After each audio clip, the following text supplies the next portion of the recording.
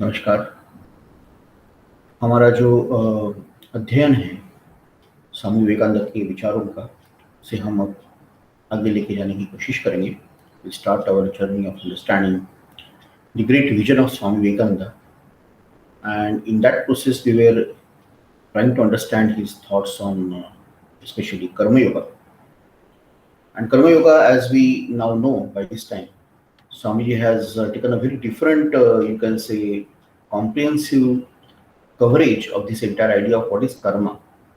So karma is not just the actions, but also the thoughts which are there. He told us in the earlier session, and then he also tells us that all the actions which we see in this world, all the movements of our society. Just to take a little overview from where we left in the earlier session, all the works that we have around us are simply display of the thought. It is a display of the manifestation of the will of the people, as we saw last time.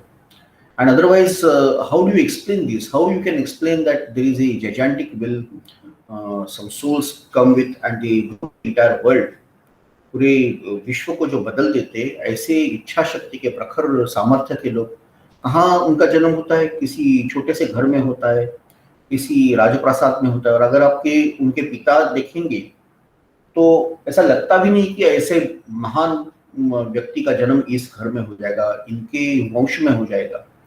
तो अनुवंशिकता इसको नहीं समझाती है। Heredity can not explain this, Swami Vivekananda कहते हैं। ये कुछ और है, इसलिए हमें पुनर्जन्म और कर्म सिद्धांत ये सबको जोड़ने की आवश्यकता होती है कि जो भी पहले हुआ था, आपके पिछले जन्म में हुआ था, उसी का परिपाक है, वही कर्म लेके आप आ जाए हैं। उसी कर्मों से ये डिटरमाइन हो रहा है कि आज what do you deserve today, what you can assimilate today. It is all decided because there is something which is accumulating in our entire process of our lives, and this everything is decided by that. He has told us, if what we are now has been the result of our past actions, Swamiji says, it certainly follows that whatever we wish to be is going to be a result of what we are going to be. So that means on one side, karma theory is giving you a bondage of being attached to what you had done earlier.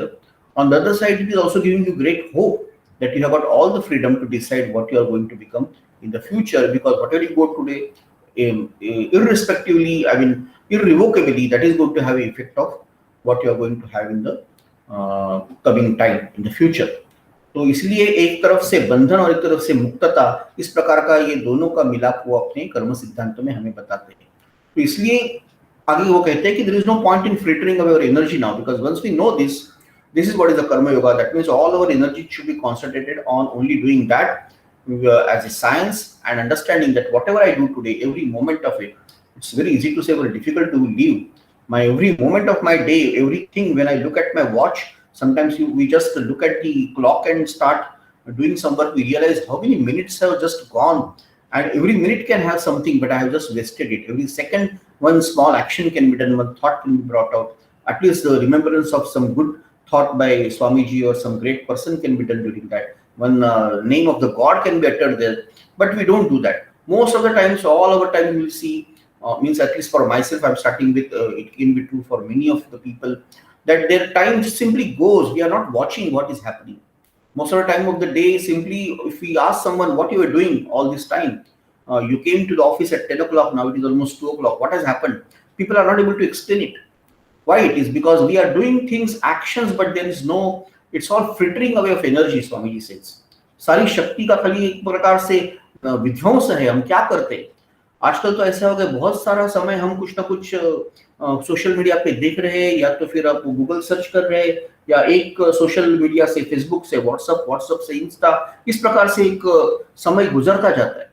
बहुत देर के बाद आप उनको पूछ लीजिए कि आप इतने समय क्या देख रहे थे, तो बताना मुश्किल होता है, क्योंकि एक से दूसरा, दूसरे से तीसरा, इस प्रकार से एक अर्थहीन कड़ियां बनती जाती है। थोड़े से मन को उलझाती है, कुछ मनों को टिटोलती है, कुछ उनको थोड़ी उत्तेजना देती है, लेकिन उसका स्वामी जी कहते हैं अभी आपको ये सयाना होना है, आपको एक बार ये साइंस समझ में आ गया है, तो आपकी सारी शक्तियों को यहाँ वहां डालने से अच्छा होगा कि जो आपका जीवन का लक्ष्य है, जिसके लिए आपका ये सारा जन्म का आपको ये एक प्रकार से you have got this opportunity, एक आपको अवसर मिला है कि आप फिर एक बार जन्म लो मानव का, तो इसको हमें कहीं ना कहीं सबसे अच्छा तरीका जो इसका उस प्रकार से कर्मयोग से उसको जीना है, ये हमें स्वामी जी बताते हैं। तो बहुत ही सुंदर और सरल शब्दों में हम कह सकते हैं स्वामी जी की सारी वाणी ही एक प्रकार से बहुत ही सरल लेकिन फिर भी बहुत ही गहरी।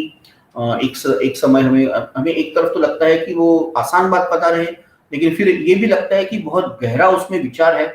कई सारे तत्वचिंतक दुनिया में हमने देखे हैं, कई सारे को हम लोग पढ़ रहे हैं, लेकिन सरलता, सादगी और उसी समय किसी को भी समझ में आए ऐसी सिंपल भाषा, सीधे शब्द, और फिर उसके बाद भी तीव्रता, उसकी गहराई, उसको वो एक भी क्षण भी उसका जो मूल उसका वेदों का या वेदांत का उसके पीछे जो या योग सूत्रों का जो उसको आधार है उसको न छोड़ना।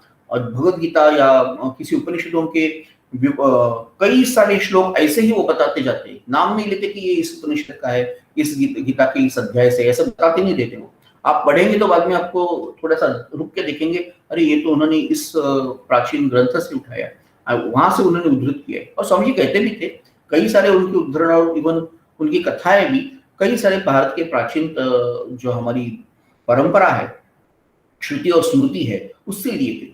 लेकिन स्वामी जी की विशेषता जैसा मैं कह रहा था ये थी कि वो उसको बहुत ही आधुनिक तरीके से, आधुनिक भाषा में, क्योंकि वो प्राय वो सब उन्होंने इंग्लिश में कहा, तो उस प्रकार से लोगों को समझे, दुनिया को, सिर्फ भारतीयों को नहीं पूरे मानव जाति को समझे, इस प्रकार से उन्होंने उसको रखा।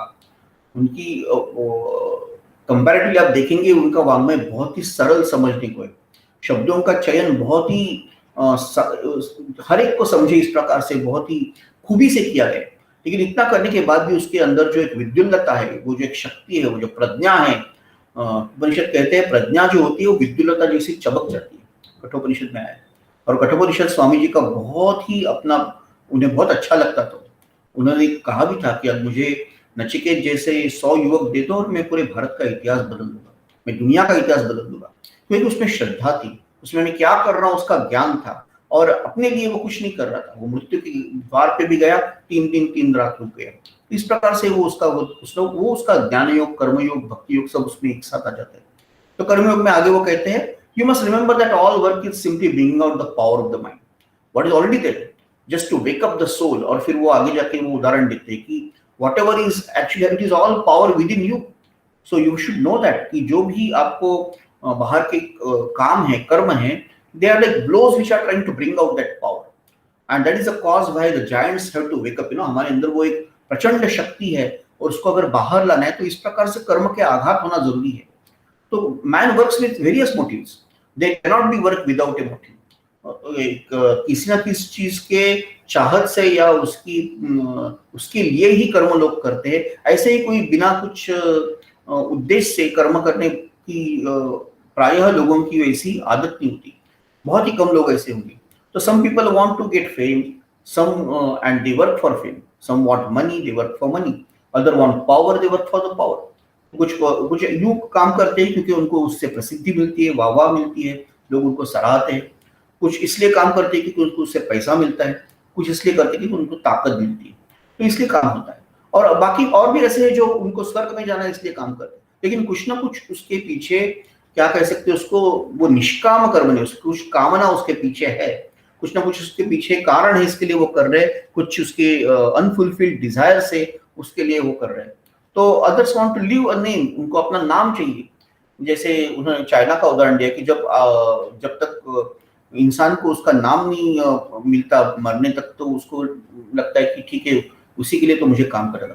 That is a better way after all then with us, that where no man gets a title until he is dead. तो जब तक वो मरता नहीं है, चाइना में वो कहते हैं कि किसी को कुछ एक प्रकार से उसका नामाभिधान मिलता ही नहीं। ये तो ठीक ही है as compare to all of us जो पहले से ही नाम के लिए पीछे दौड़ रहे हैं।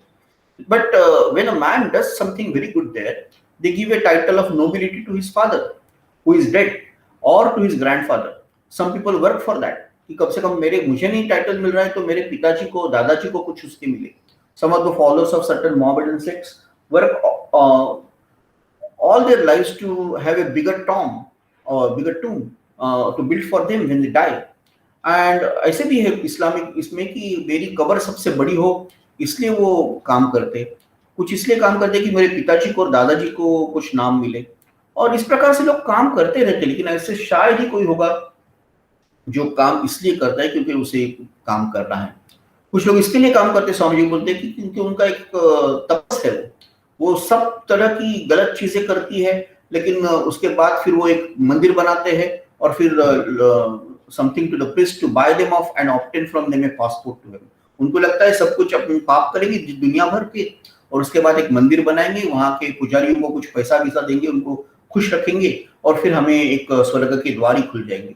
इस प्रकार का कुछ बहुत ही हास्यास्पद कल्पना लेके लोग जीवन भर काम करते रहते हैं। मानो ऐसे कुछ करके, ऐसे कुछ फंसाने की चेष्टा करके भी भगवान शायद फंस जाएंगे।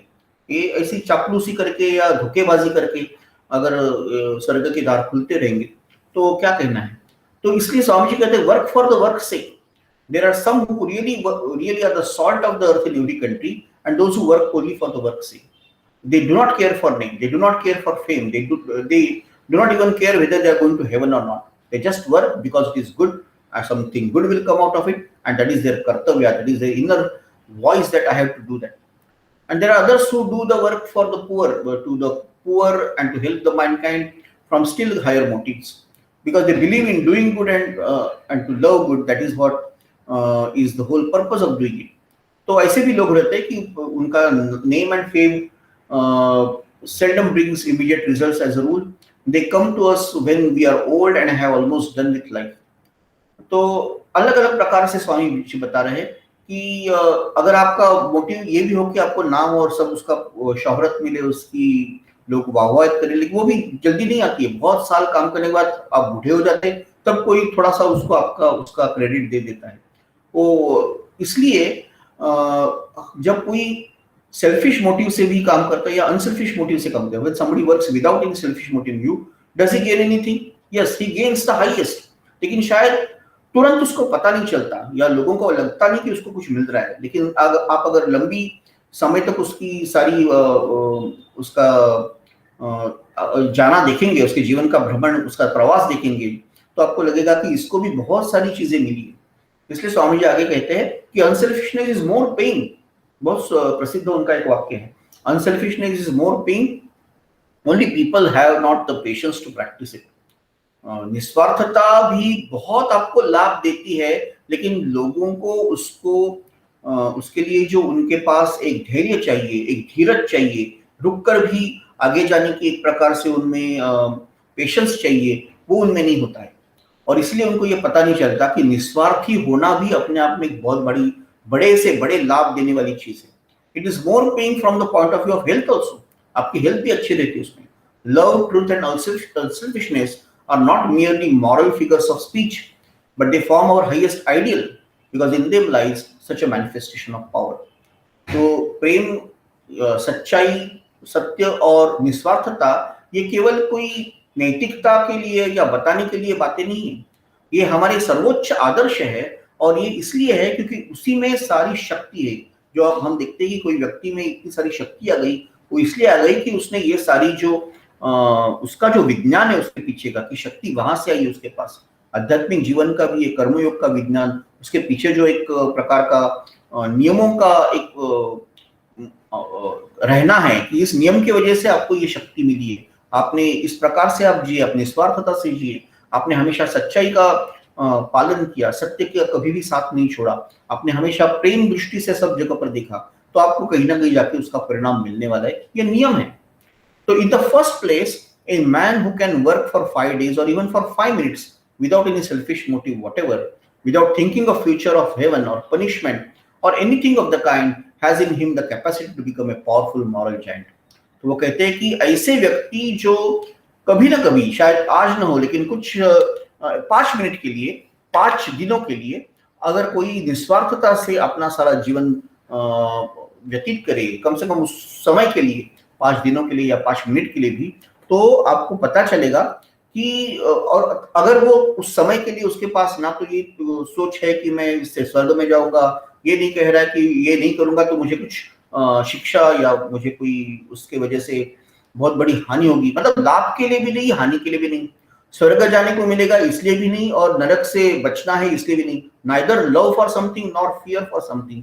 और इसलिए वो करते हैं क्योंकि उनको वो करना है, उनको लगता है यही मेरा निहत कर्म, या यही मेरा कर्म है जो मुझे करना चाहिए। तो उससे हमें एक it they become a powerful moral giant. वैसी में जबरदस्त क्षमता आती है, एक नैतिकता की ऐसी पराकाष्ठा उसमें दिखाई देती है कि आप उससे देखने से आश्चर्यचकित लोग हो जाते हैं। It is hard to do it, but in the heart of our hearts we know it is its value, the good it brings. ये बहुत कठिन है, लेकिन हमको पता है कि इससे में ही सारी जो वैल्यू है या जो सबसे अच्छी चीजें होने वाली है, इसी प्रकार से होती है। It is the greatest manifestation of power.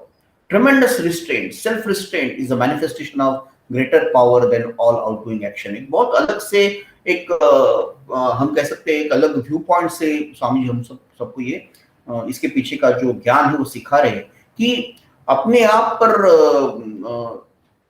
पर काबू होना, जितेंद्रिय होना, अपने आप के ऊपर संयम होना, इसकी जो शक्ति है, उसमें से जो शक्ति प्रकट होती है, कुछ करने की जब बहुत लालसा हो तब वो न करने की क्षमता होना, अपने आप को रोक पाना, हमारी जो इंद्रियों से सारे हमेशा बाहर जा रहे उनको रोक के एक जगह पर स्थिर कर पाना, ये कई गुना इससे बेहतर और श्रेष्ठ है जो कि हमेशा बाहर जाते कुछ कर्म करते रहते हैं, काम करो, ये करो, वो करो। कुछ लोगों को बहुत एक्टिव होने का बहुत शौक रहता है, या उनकी वो प्रकृति वैसी रहती है, हमेशा कुछ ना कुछ करते रहो, बिना कुछ किए। आप क्या कर रहे, कुछ नहीं करे तो उनको लगता है कुछ तो करना पड़ेगा। तो ये सारी मिथ्या कर्मों की ये सारी गति है, इसमें से कुछ भी होता नहीं, just outward action without any thought behind it, without any restraint behind it. तो जब भी कोई बात भी करता है, कहते हैं कि उसके पहले कई सारा मौन होता है, तभी तो बात अच्छी निकलती है। Silence prepares and the speech creates, और द रिस्ट्रेंट और the withdrawal actually creates, and then the actual action makes the power to happen. So ये दोनों का जो जोड़ है, ये दोनों के बीच में जो एक प्रकार का नियम है कि जब तक पहला नहीं होगा तो दूसरे का भी कोई महत्व नहीं है। एक्शन का महत्व उसीलिए है क्योंकि उसमें कुछ शक्ति होती है, तभी होती है जब उसके पहले बहुत ज्यादा संयम से, बहुत ज्यादा ही अपने आप को जीत कर किसी ने इनएक्शन का भी एक प्रकार से तपस किया है। उसने एक्शन नहीं लिए, और फिर एक दिन जब वो कुछ करता है, उसके हर शब्द में सामर्थ्य होता है, उसके एक हाव भाव में भी सामर्थ्य होता है। उसने सिर्फ हाथ उठाना है और लोगों को समझ में आता है कि कुछ ना कुछ एक शक्ति है उसमें, आप रुक जाइए। आपने लिखे रहेगा जो सचमुच नेता होते हैं, ऐसे ही बने हुए नेता नहीं, वो नेता का एक हाथ भी लोगों को कुछ सामर्थ्य देने के लिए बस हो जाता है। ये एक एक्शन है, छोटी सी एक्शन है, लेकिन उसमें सामर्थ्य कहाँ से आ गया? क्योंकि उसके पीछे कई सारे दिनों से कुछ विचार चल रहा है, कई सारे वर्षों से कुछ तपस चल रहा है। The carriage with 4 horses may rush down a hill unstained, or the coachman may curb the horses, which is a greater manifestation of power. Swami ji पूछते हैं कि एक घोड़ा गाड़ी है और उसको जो गाड़ीवान है वो उसको ऐसे ही उतार पर छोड़ के बैठा हुआ है कि वो गाड़ी जा रही है, घोड़े जा रहे हैं और गाड़ीवान सिर्फ बैठा है। ये इसमें आपको ज्यादा शक्तिमान ऐसा गति दिखती है, कोई कर्म दिखता है, या उसने वो लगाम खींचकर उसको घोड़ों को रोक के रखा है और कोई भी हिल नहीं पा रहा है, ना गाड़ी आगे जा रही है, ना तस नमस, ना घोड़े जा रहे। इसमें से किसमें से ज्यादा आपको शक्ति का आविष्कार दिखता है? स्वामी जी पूछते हैं, जाने देना या रोक के रखना? तो जो रोक के रखने की प्रक्रिया है उसी में पावर है। तो इसलिए वो आगे कहते हैं कि there is no limit of getting out of selfishness. All the great systems of ethics preach absolute unselfishness as the goal. Supposing this absolute unselfishness can be reached by a man, what becomes of him? कि जब कोई भी उसको limit नहीं, आप कितने स्वार्थी हो उसकी कुछ मर्यादा ही नहीं। मनुष्य आज अमर्याद रूप से स्वार्थी हो चुका है, यही तो समस्या है। हर कोई अपने अपने स्वार्थ, छोटे छोटे केंद्र बिंदु बना के बैठा है। तो इसीलिए सारी जो नैतिकता और मूल्यों पर आधारित जीवन की जो सारी प्रणाली है, वो इसी से शुरुआत होता है उसकी कि हमें पहले तो निस्वार्थी बनना है, अपना स्वार्थ छोड़ देना। इससे ज्यादा बड़ा आदर्श किसी भी नीति शास्त्र में नहीं है। अपना स्वार्थ छोड़ दो, आप बड़े हो जाओ, अपना छोटे छोटे आपके शरीर, आपके छोटे से प्रपंच, आपके छोटा सा परिवार, आपका छोटा सा यहाँ जो चल रहा है वो जीवन, इससे बृहद सोचो, बड़ा सोचो, मैं अपने लिए नहीं, मैं सबके लिए हूँ, मैं जो खाना पका रहा हूँ सबके लिए है, मैं जो पैसा कमा रहा हूँ सारी समाज के लिए है, ऐसा आप सोचोगे, वहीं से वो नीति शास्त्र वहीं से स्टार्ट होता है। A cannonball flying through the air goes a long distance and falls. Another is cut short in its flight by striking against the wall, and the impact which generates is a tremendous heat. So, जो वो और उदाहरण देते हैं कि एक बड़ा तोफ का गोला है, वो अपने ही फ्रीली, उसको कोई रोक नहीं रहा है, अपने ही आकाश में इसे जा रहा है, लेकिन दूसरा है उसको इस एक दीवार ने रोक दिया, तो एक बहुत बड़ी उसमें क्या कह सकते हैं उसको, कि एक बड़ा इम्पैक्ट हो गया उसका। ऐसे उसको जब कोई रोकता है तब उसकी शक्ति का पता चलता है कि ये तो गोले की वजह से इतना बड़ा खंडहर बन गया, उसके वजह से वो पूरी दीवार टूट तो गई, या तो फिर वो वहां इतनी बड़ी उष्णता निर्माण हो गई कि बस पूछो मत। तो इसीलिए बाहर जाने वाली सारी जो एनर्जी है वो सारी अपने स्वार्थ की वजह से बाहर जा रही है। अगर आपने स्वार्थ को रोका, इसका मतलब बहिर्गामी सारी आपकी शक्तियों को भी आपने रोक के रखा, और फिर उसी रिस्ट्रेन की वजह से एक प्रचंड शक्ति उससे परावर्तित होती है, उससे बनती है। इसलिए self control will tend to produce a mighty will, a character which makes a Christ or Buddha. Foolish men do not know this secret, they nevertheless want to rule the mankind. ऐसे ही खुद के ऊपर विजय पाने से, ऐसे ही निग्रही होने से, अपने आप पर जो काबू पाया है उसके वजह से ही ऐसे महान व्यक्तित्व, उनके प्रचंड इच्छा शक्ति का सामर्थ्य आता है। उससे ही कोई जीसस, कोई बुद्ध और कोई और सारे महापुरुष आते हैं। और ये जो मूर्ख लोग हैं उनको ये बात समझ में नहीं आती, ये रहस्य समझ में नहीं आता है, और फिर भी उनको लगता है मैं पूरे मानवता के ऊपर राज करूंगा। ऐसा कभी भी नहीं होता। तो जो राज सच में राज करते हैं, जो सच में सम्राट होते हैं, वो पहले तो स्वराट होते हैं। भारत की कल्पना ही ये है, स्वामी जी भी कहते थे बी एंड मेक, पहले बनो और फिर दूसरों को बनाने की कोशिश करो। जो आड़ में नहीं है वो आपके बाल्टी में कैसे आएगा? जो कुएं में नहीं है, पहले कुएं में पानी होना चाहिए फिर आपके बाल्टी में आएगा। वो दुनिया को देने के लिए भी आपको पहले खुद को कुछ बनाना पड़ेगा। इस प्रकार का ये सारा रहस्य है, ये सारा ज्ञान है। इसमें कोई भी गूढ़वाद नहीं, इसमें ऐसी कोई बात नहीं कि मुझे समझा आपको नहीं समझा है। स्वामी जी कहते हैं हर एक के लिए, जैसा ग्रेविटेशनल लॉ एक फिजिकल लॉ है, वैसे ही कर्म का जो सिद्धांत है, उसके जो सारे नियम हम यहाँ बात कर रहे हैं, सबके लिए है, सबको संभव है, सब कोई उसकी प्राप्ति कर सकता है। The ideal man is he who in the midst of the greatest silence and solitude finds the intensest activity, and the midst of the intensest activity finds the silence and solitude of the desert. He has learned the secret of the restraint, he has controlled himself. तो बाहर क्या होता है क्या नहीं होता है, ऐसे जो कर्मयोगी होते हैं, ऐसे जो आदर्श पुरुष होते हैं, उनके बारे में स्वामी जी कहते हैं कि उनको एकांत का और मौन का तब भी अनुभव हो सकता है जब बाहर पूरे बाजार में इतनी सारी चीजें चल रही है। मान लो कोई मछली बाजार हो, कोई बड़ा एक शहर की पूरी भीड़ भाड़ हो, फिर वो अपने आप में मौन है, वो अपने आप में एक ही है, एक एकांत अनुभव कर रहे हैं। या ऐसे भी लोग हैं जो एक पूरी, उनको कुछ भी नहीं है सामने, दूर दूर तक कोई इंसान नहीं दिख रहा है, कोई वस्तु नहीं दिख रही है। मान लो आपको ऐसे किसी निर्जन जगह पर छोड़ दिया है, वहां भी उनको बहुत सारी चीजें करने को सूझती है और वो करते भी है। हमने देखा है कि कुछ ऐसे भी हमारे क्रांतिकारक थे, जब उनको काला पानी दे दिया था तो वहां भी उन्होंने कुछ कविताएं बनाई, खंड काव्य बनाई, और कोई कुछ किसी ने गीता का भाषांतर, गीता के ऊपर भाष्य लिखा। तो आप कहाँ है, आसपास क्या है, उस पर कोई निर्भर नहीं। आप जो धर्मव्याद की कथा में स्वामी जी आगे जाके कहते हैं कि वो बाजार में था, उसका काम मांस को काट के बेचना था, लेकिन ऐसे बहुत ज्यादा क्या कह सकते हैं, जहां पे बहुत ज्यादा आवाज है, शोर है, अव्यवस्था है, उसमें भी इन लोगों को अपना अपना एक एकांत मिल जाता है। तो सच में एकांत तो वही है जो लोगों के बीच में रह के भी आपको मिलता है।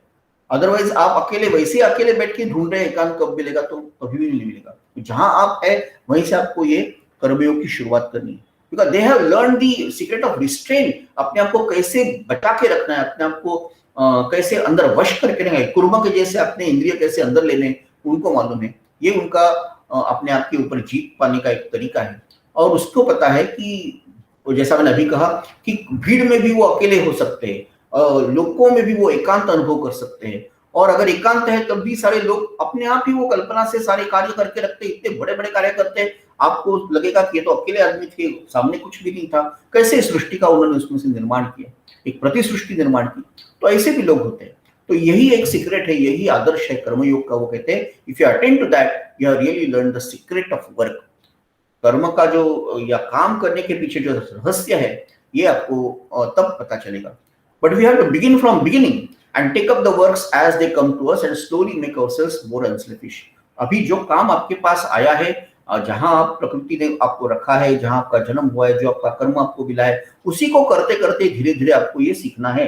सब कुछ छोड़ के नया कुछ आपको जीरो से करना जरूरत नहीं, उसी में से आप धीरे धीरे निस्वार्थी होते जाओ, आपको और प्रेरणा मिलेगी और आपको कुछ करने की सूझेगा, वैसे आप आगे निकल जाएंगे। तो we must do the work and find out the motive power that prompts us, and almost without exception in the first years we shall find that our motives are always selfish, but gradually that selfishness will go and unselfishness will come. ये gradual process है, समझिए बोलते हैं suddenly नहीं होने वाला है। जो भी आपको लगता है पहले काम शुरुआत करो, फिर अच्छे बुद्धि से करो, प्रेरणा से करो, निस्वार्थी होने का प्रयत्न करते हुए करो, कर्मयोग समझ के करो, फिर भी आपको समझेगा थोड़ा। अब अगर आत्म परीक्षण करेंगे तो शुरुआत में आपको कुछ साल लगेगा, इतना करने के बाद भी कुछ ना कुछ स्वार्थ तो है ही, मैं तो कर रहा हूँ स्वार्थ के लिए ही। लेकिन ये जब आत्मावलोकन करेंगे या अपने आप को जब हमेशा आप पूछते रहेंगे, निरीक्षण करेंगे, परीक्षण करेंगे, तो आपको धीरे धीरे स्वार्थ आपका हटता जाएगा और फिर जो कार्य खड़ा हो जाएगा वो सच में एक निस्वार्थ बुद्धि का कार्य हो जाएगा। आज होगा या कल होगा, all hope that someday or the other we struggle through the paths of the life, there will come a time when we shall become perfectly unselfish, and then the knowledge which is ours will be manifesting the powers if they are concentrated। अगर एक दिन ऐसा आएगा हम सच में हम लोग निस्वार्थ बुद्धि से कर्मयोग करेंगे, उस दरमियान जो शक्तियां हमने संग्रहित की है उसी से सारा ज्ञान आ जाएगा। आगे जाके स्वामी जी एक बहुत सुंदर चीज कहते हैं, वो कहते हैं कि each is great in his own place. कर्मयोग के उनके सारे जो व्याख्यान है उसमें ये एक बहुत महत्वपूर्ण उन्होंने संदेश दिया है कि हर कोई जहां भी है वहां पे वो महान ही है। महान होने के लिए एक विशिष्ट जगह, एक विशिष्ट काम, एक विशिष्ट आपका पृष्ठभूमि या पार्श्वभूमि होने की कोई जरूरत नहीं। आप जहां हैं, आपको जहां रखा गया है आपके कर्मों के वजह से या आपके जन्म की वजह से, आपके कुछ भी आपके जो कारण हैं, आपके आसपास के जो चीजें, वहां से भी आपको महान आप है, आप उसके महानता का परिशीलन और उसका आप हर एक के लिए एक उदाहरण रख सकते हैं। और इसलिए सांख्य फिलोसॉफी हमें कहती है कि इन संस्कृत देयर इज सत्व, rajas and tamas, they are the three forces which are actually behind all our work, and these are as manifested in the physical world are what we may call as equilibrium, activity and inertness. तो एक समता है सत्व में, एक बहुत ज्यादा कुछ करने की चाहत है रजस में, और बिल्कुल कुछ नहीं करना और वैसे ही अकर्मण्य रहना, ये उसका तामसिक भाग है। तो तमस तो इसलिए डार्कनेस या इनएक्टिविटी से जोड़ा जाता है। रजस इज द एक्टिविटी, जो हमेशा एक्शन और रिपल्शन, किसी को करना, राग और द्वेष, कुछ करना नहीं करना, इस प्रकार का हमेशा किसी चीज से दूर भागने के लिए कर्म होता है या किसी चीज को पाने के लिए होता है। दोनों भी उतने ही गलत है, और सत्व जो है वो दोनों के बीच में एक बैलेंस बना के रखता है। तो स्वामी जी कहते हैं कि हर इंसान में, every man has got all these three forces. Sometimes the tamas will prevail and we become very lazy. Sometimes we cannot move, we are very inactive, bound down by certain ideas or by mere dullness. At other times the activity prevails and still other times the calm balancing happens. तो हर व्यक्ति में ये तीनों है। कभी हम बहुत ही सुस्त रहते हैं, कुछ काम नहीं करते, कभी हम बहुत ज्यादा काम करते रहते हैं, और कभी ऐसे भी क्षण हमारे हर एक के जीवन में जब हम अपने आप ही वो दोनों को बराबर से उसका संतुलन बनाए रख सकते हैं, एक्शन और इनएक्शन का। तो इसलिए again in different man one of this forces can become predominant. कुछ लोगों में ज्यादा सत्व होगा, कुछ में ज्यादा राजस होगा, कुछ में ज्यादा तमस भी हो सकता है। तीनों भाव है, लेकिन शायद हो सकता है एक ज्यादा हो जाएगा, ज्यादा हावी होता है किसी व्यक्ति में। हर व्यक्ति में अलग अलग चीजें हावी हो जाती है, अलग अलग चीजें ज्यादा प्राधान्य से हमको दिखाई देती है। तो किसी का स्वभाव स्वीटनेस, कामनेस, जेंटलनेस है, किसी और का है वो ज्यादा एक्टिविटी वाला है, किसी का बहुत ही डल और लेजी है। लेकिन ये सारा जो खेल है वो प्राणियों में, सारा क्रिएशन, सारी सृष्टि में ही, animals, plants and men, we find the more or less typical manifestation of all the three different forces. तो हर एक में ये तीनों फोर्स स्वामी जी कहते दिखता है और दिखते हैं। और Karmayoga is has specially to deal with this three factors by teaching what they are and how to employ them. It helps us to do our work better. And human society is a graded organization. We all know about morality and we all know about duty, but at the same time we find that in different countries the significance of morality varies greatly. मतलब ये सारे सिद्धांतों पर, ये तीनों factors पे कर्मयोग हमेशा काम करता रहता है. जब लोगों को आप इसको सिखाएंगे, उसको आप उसको उसका प्रयोग करेंगे, अपने जीवन में उसको लाएंगे, तभी हम अच्छी तरह से काम कर पाते हैं. और सारी जो समाज है, मानव समाज हमेशा एक ग्रेडेड ऑर्गेनाइजेशन, एक के ऊपर ऐसे रखे हुए स्तरों का एक प्रकार की एक व्यवस्था होती है.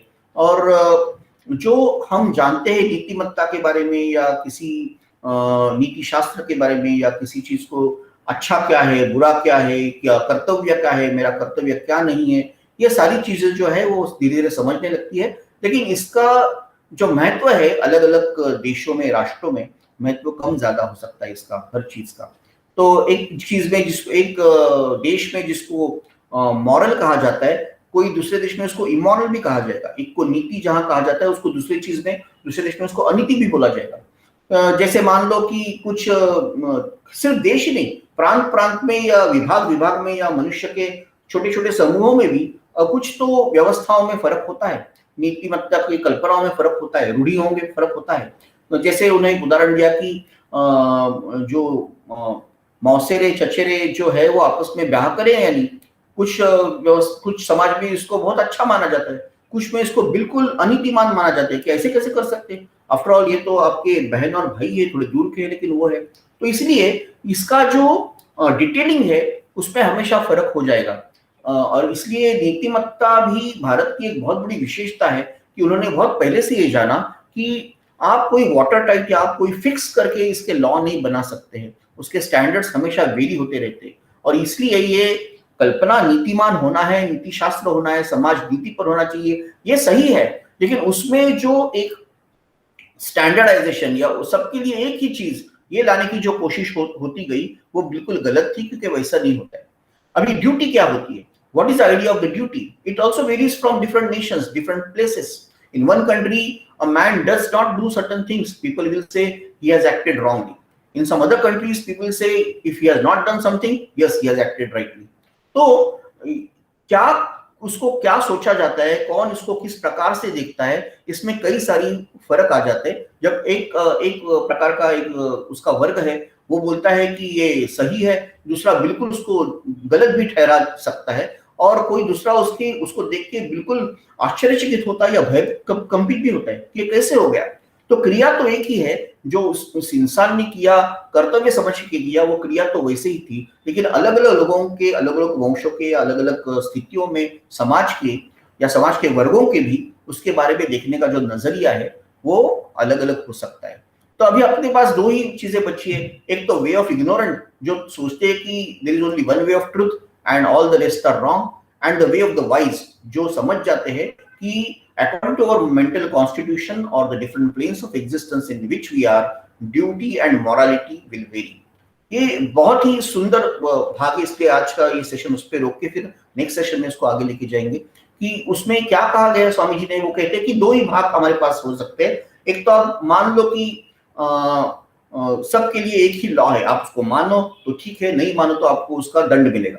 ये गलत और मूर्खों की जैसा व्यवहार है, लेकिन दुर्भाग्य से कई सारे राष्ट्रों ने या कई सारे संस्कृतियों में इसका ही अमल चल रहा है. लेकिन भारत जैसे जो एक प्रज्ञावान, एक प्रकार के बहुत ही बुद्धिमान समाज और व्यवस्था और संस्कृति है, उसमें दूसरा रास्ता अपनाया. उन्होंने क्या कहा कि हर एक की जो मानसिक स्थिति है, उनका जो स्वभाव है, उनका जो रचना है उनकी स्वभाव की या मनस की, वो अलग अलग है. अलग अलग स्थितियों में और अलग अलग प्रकार के उनके वास्तव में वो लोग जी रहे हैं, और इसीलिए सबके लिए जो कर्तव्य क्या है और नीतिमान होना क्या है, नीतिमत्ता क्या है, उसका भी विवरण अलग अलग होना चाहिए. It has to be contextual, it has to be a very subjective, और at least it has to be a very very flexible, so that each one can get something out of it where he can follow it. Otherwise, it will become just a very watertight and very geometrical and artificial idea, which many of them cannot follow it, and they are just following it out of fear, or they are just following for the sake of it, but they will not get the benefit of it.